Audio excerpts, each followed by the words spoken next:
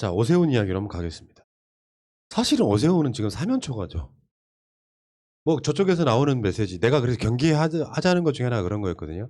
저쪽에서 극적인 단일화 합의를 보면 분명히 시너지가 나기 때문에 어차피 단일화 된다는 가정하에 우리가 이야기를 받아들여야 돼. 에이, 단일화 안 될 줄 알았는데 단일화 돼버렸네 하면 사기가 떨어지죠. 그러니까 어쨌든 그 상관없이 오세훈은 사면초가인 게 내곡동 땅 셀프 보상 이 문제하고, 오세훈 안철수의 단일화 과정에서 지금 내상이 어마어마해. 거의 내가 뭐 장기 몇 개 날아간 정도일걸. 난 단일화하는 과정에 이런 개싸움 처음 봤어요. 어떤 단일화가 이렇게 해. 사실 그럼 오세훈 쪽이 지금 위기감을 느끼는 게 맞거든요. 그 정상적인 여론이라고 하면 에이 저것들 말도 안 돼 하면서 지지율이 떨어지는 게 맞고, 근데 여러분들이 생각하는 것 정도의 여론조사는 안 나올 수도 있어요. 이유가 뭐겠습니까? 지금 언론의 대부분은 저쪽 편인데, 오세훈 예를 들면 여론조사를 한다고 쳐봐봐. 오세훈 서울시장 후보의 내곡동 땅 셀프 논란이 있습니다. 뭐 이거 안철수 오세훈 후 두 후보의 단일화가 난항을 겪고 있습니다. 요거 이런 것들이 화두가 돼서 여론조사하면 오세훈 지지율이 이게 나오겠습니까? 안 나오죠. 최근에 여론조사 잘 안 나오고 있지. 난 이 점 라인 봐야 된다고 생각해. 서울시장 후보 관련해서 포털에 가면 오세훈 지지율이 떨어졌다는 여론조사 안 나오고 있지. 네. 타이밍이 그런 거야. 악의적인 거지. 가장 악재가 많고 공격을 받고 있는 시점에 여론조사를 안 해버려. 아, 그 스킬이 지금 동원되고 있다고요. 근데 사실상 국민들은 알고 있단 말이야. 아까 그 LH 사태에 관련해서도 전 정권에부터 지금까지 그 누적된 문제라고 생각하는 국민이 훨씬 많은 것처럼 서울시장 후보에 대해서 이런 보도가 나가면 사람들이 정신 차린다니까. 논란 끝에 아 맞다, 저 세력은 찍어주면 안 돼라고 하는 그 인식이 생겨요. 그 타이밍에는 여론조사가 안 나와. 신기하지 않아요? 날마다 여론조사 그렇게 열심히 하더니 오세훈 여론조사 이야기가 안 나오기 시작하면 아 이제 판세가 어떻게 되는구나 생각하면 되는 거고, 지금은 이렇게 말 그대로 늘 말하지만 개혁보다 혁명보다 개혁이 더 어렵다고. 개혁을 한다는 건 기존의 권력층을 완전히 교체한다는 거거든요. 기존의 권력층을 교체하되 물리적인 피를 흘리지 않고 교체하는 과정이고, 이 과정에서 기존의 권력층들은 저항을 할 수밖에 없어요. 그리고 그 기존의 권력층의 아주 중요한 기둥 중에 하나가 언론 권력이에요. 언론 권력이 우리에게 호의적일 거라는 상상을 안 하는 게 좋아요. 정말로 언론이라는 게 자기네들이 기존에 갖고 있던 힘을 잃고 있는 과정인데, 그걸 자기네들이 나서가지고 박영선이 지지율이 더 높습니다, 뭐 김영춘이 지지율이 더 높습니다, 문재인 대통령 지지율이 몇 %가 나옵니다, 그럴 일은 없어요. 정말로 그거는 정말 그 권력 대 권력의 싸움에 지금 한가운데에 우리가 지금 놓여 있는 거죠. 어떻게 보면 지금 이게 근데 우리가 지고 있는 게 아니에요. 몇 번 이야기하지만 2016년 총선 이후로 계속 이기고 있거든요. 우리가 그 과정에서 좀 시원하게 이기지 못한 부분이 있고, 또 언론이 그거를 교묘하게 만든 부분이 있어요. 총선 180석을 차지했음에도 불구하고 축제 분위기가 오래 못 갔잖아요. 언론들이 만든 그 환경 때문에. 그래서 시원하게 이기지 못했다는 느낌이 있어서 우리가 이기고 있다는 걸 못 느낄 분위기, 사실은 계속 이겼거든요. 그리고 이번도 역시 마찬가지로 이기겠지만 이 과정에서 상대방이 쓰는 선전선동에 넘어가지 말라는 거예요. 얼핏 보니까 어떤 분이 그런 댓글 하나 쓰셨네요. 기분 좋게 투표장에 못 나갈 것 같다라고. 한번 곰곰이 생각해 보세요. 당선자 오세훈이라고 나왔을 때 기분이 더 더러울 건지, 아니면 내가 마음에 안 드는 후보를 찍어주는 게 기분이 더 더러울 건지. 그래서 오세훈이라고 나오는 게 덜 더러울 것 같다라고 하면 투표 안 하셔도 돼요. 근데 그게 아니다. 그래도 아무리 그래도 오세훈이라고 특정인 이름을 이야기해보면 안 되는데 큰일 났네. 아무튼 간에 저쪽에 있는 저 세력의 이 당선되는 것을 원치 않으시는 분이라면 그래도 투표장에 반드시 나와서 본인의 한 표를 행사를 해야 된다는 거죠. 저 일단 오세훈은 1336에 전화를 해야 된다고 생각합니다. 1336 번호 뭔지 아시나요? 뭡니까? 도박문제관리센터인데요. 아니 서울시장직 가지고도 그때 도박을 하더니 이번에도 네 이꼴을 했다면 정계 은퇴하겠다고 했잖아요. 이분은 진짜 심각한 도박 문제가 있다고 생각이 들고요. 여기 보면 자가 진단을 할 수 있더라고요. 제가 오세훈의 빙의해서 해봤더니 심각한 수준입니다. 자가 진단에 심각한 되고. 수준이면 코코메디에 전화를 하셔야 되는데. 처가 땅으로 이익을 보려고 했다면 정계 은퇴하겠다. 이분은 진짜 그 사퇴 은퇴란 말을 되게 많이 하네요. 네. 특성이 그런가 봐요. 나랑 아니, 비슷하네요. 나는 뻑한 방송 중에 사퇴하겠습니다 하잖아요. 그건 유머고. 아니, 근데 그리고 네. 언론 보도에서도 처가라고 계속 얘기하는 거 이것도 바뀌어야 됩니다. 아내가 속한 재산인데 그게 어떻게 처가의 재산입니까? 오세훈의 재산이지. 아니 근데 계속해서 뭐 처가 땅으로 이익을 보려 했다면 내가 그런 짓을 했었다면 정계 은퇴하겠다 하는데 저는 이렇게 은퇴를 얘기하는 것보다 나를 조국처럼 수사해달라 이렇게 얘기했으면 좋겠어요. 야, 그러면 정말 확실하게 본인이 명백하다라는 거를 주장을 호소할 수 있을 텐데 오세훈을 조국처럼 수사하면은 오세훈 죽어요. 사람 죽이면 안 되지. 오세훈이나 박형준이 조국이니까 살아있는 거야. 네 정말 조국 장관처럼 수사해줬으면 좋겠습니다. 그 그럼- 오세훈을 기자협회가 초청해서 토론을 했는데 내곡동 보도는 선전선동이래. KBS 문제거든요. KBS가 그때 막 서류 막 갖다가 보여주면서 민주당은 괴벨스 집단이래. 괴벨스는 알아가지고. 이게 이제 괴벨스는 나치의 이 국민들을 선동했던 바로 그 사람 이름인데요. 언론을 통해 가지고 국민들을 막 선동했던 사람을 이야기하는 건데 요거 있잖아요. 만약에 기자협회가 살아있는 곳이라면 이거 어마어마하게 비판을 해야 되거든요. 선거 국면에 후보자의 검증하는 건 당연한 거예요. 근데 KBS 보도에 틀린 게 뭐가 있어. 근데 이게 선전선동이라고 이야기해버리면 기자들이 엄청 화내야 되는 사안이거든요. 아니 근데 이런 해명을 10년 전에도 했었고 사람들이 또 물어보면 계속해서 해명을 하면 되거든요. 왜 이렇게 신경질을 낼까요?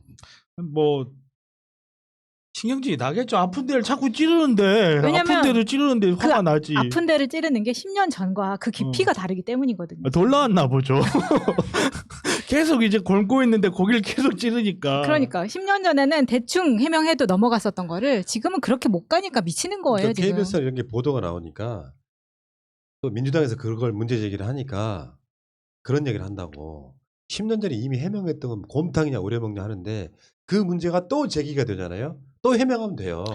근데 해명을 안 하고 만약 KBS 보도에 대해서 자기가 해명하면 되는데 해명을 안 하고 이건 선전선동이고 KBS하고 똑같다.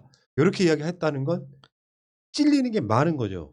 이제 우리 5살짜리 얘기께서 괴벨스는 흑색 선전만큼 좋은 선거 방법이 없다고 했고 히틀러도 선거로 선출되지 않았냐? 선정선동에 넘어간 독일 국민에 의해 탄생한 괴물이다라고 이야기를 하는데 우선 팩트 체크를 하나 하자면요. 히틀러는 선거로 당선된 적이 단 한 번도 없습니다. 나치 당이 힘을 가졌지. 그리고 흑색 선거만큼 좋은 선거 방법이 없다라고 했다고 하는데요. 아스트라제네카 흑색 선전, K방역 흑색 선전, 경제폭망 흑색 선전, 뭐 아스트라제네카 맞고 심지어는 뭐 발기부전이 됐다 어쨌다 흑색 선전, 경제가 망했다 흑색 선전 하는 게 누구고 나치가 집권을 한 거는요.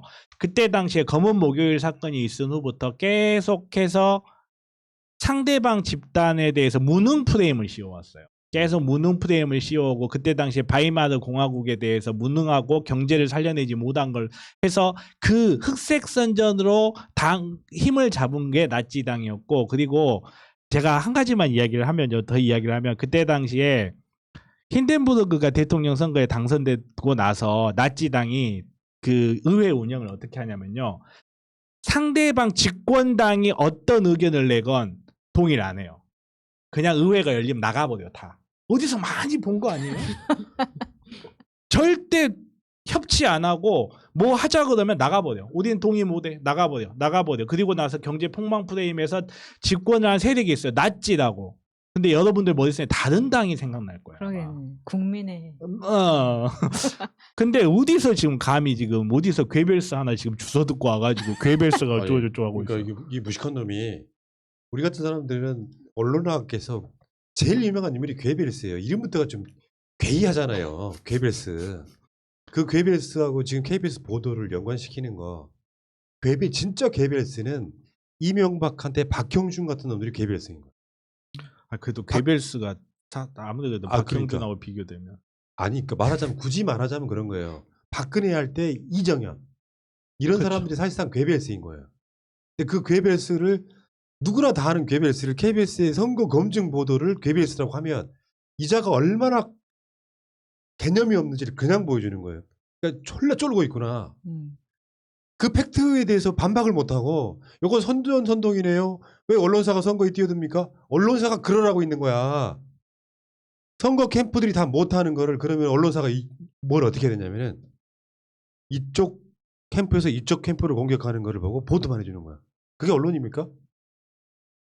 박형준이고 박영선이고 오세훈이고 안철수고 김영춘이고 이 사람들 검증하는 역할을 언론이 하는 거라고. 검증 자체를 KBS라고 표현하면 됩니까? 우리가 한번 생각해 보자고요. 그 카카오 다음 카카오에다가 들어오라고 하세요라고 그 한마디 카카오톡에 남아 있다고 해서 얼마나 쥐어뜯고 물어뜯고 하고 김어준 얼마나 못살게 하는 자들이 자기네들은 KBS에다가 대놓고 선전선동 흑색선전의 도구로 나락에 떨어졌다라고 비난을 해요. 자기네들이 하는 행위에 대해서 문제의식이 전혀 없어요. 자기네들은 부동산 투기를 해서 돈을 많이 벌어도 문제가 없고 자식한테 불법 증여를 해도 문제가 없는데 남이 하면 그거는 못 보는 굉장히 특이한 존재들을 우린 지금 맞닥뜨리고 있는 거예요.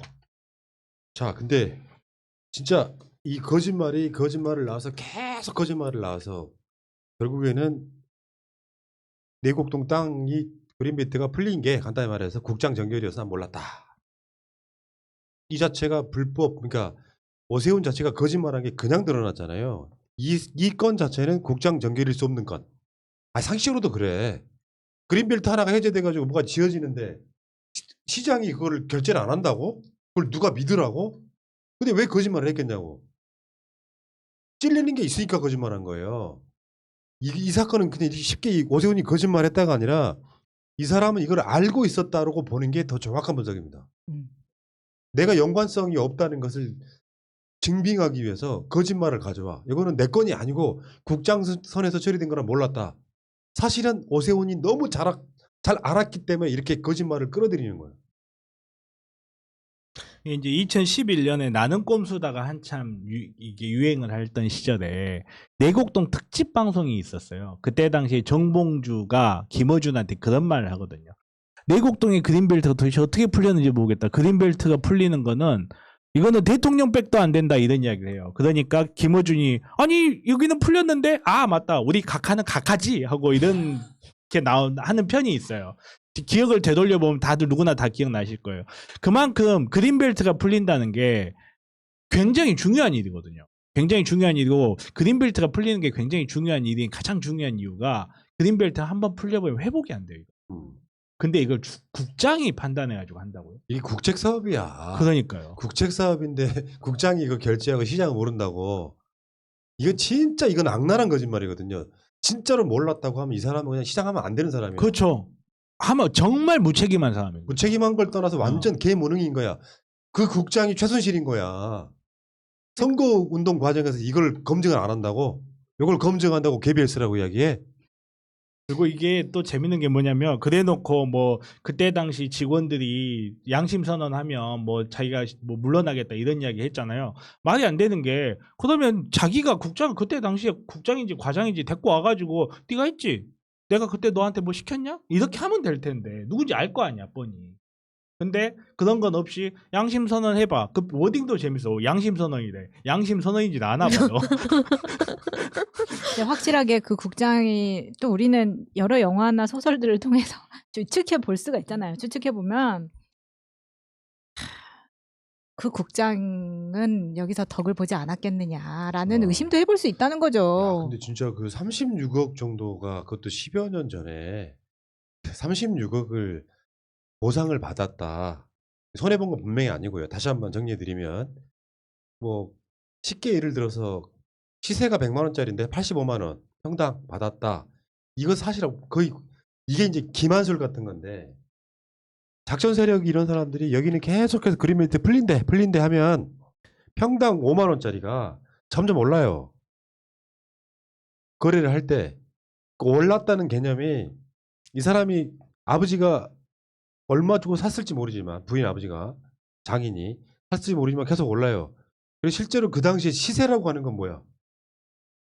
호가일 수도 있고 실제로 그렇게 거래된 적이 있을 수는 있지만 100만 원짜리를 내가 85만 원을 팔아 손해봤다고 말하는 게 가장 대표적인 괴벨 수습법인 거지. 국민을 그냥 앉은 자리에서 코백하고 눈백하는 거 똑같은 얘기예요. 근데 문제는 36억이라고 하는 돈을 보상을 받았는데 오세훈이 그렇게 잘 살았던 사람 아니죠. 기본적으로 집안은. 부인은 잘 살았을지 모르겠는데 그런 상황인데 맞아요. 내가 시장에 돼가지고 36억 보상 받았으면은 당연히 이야기를 했겠지. 있잖아. 내가 드디어 시장 돼가지고 당신 땅 36억 보상 받게 해준 거 아니야. 얼마나 자랑했을 거야. 근데 권성동이 대범한 남자들은 기억을 못 한다잖아. 대범한 남자들은 부인 재산 노리지 않는다 이런 이야기예요. 그러니까 뭐 서민도 기억 못하고 이분도 기억 못하고 뭐 과거 일을 기억을 못하는 아니 이거야말로 제가 봤을 때는 저는 이 대범한 남자들 이 표현 딱 봤을 때 이거야말로 성 역할을 고착화시키는 말이거든요. 이거 왜 여성 단체들이 조용히 있는지 모르겠어요.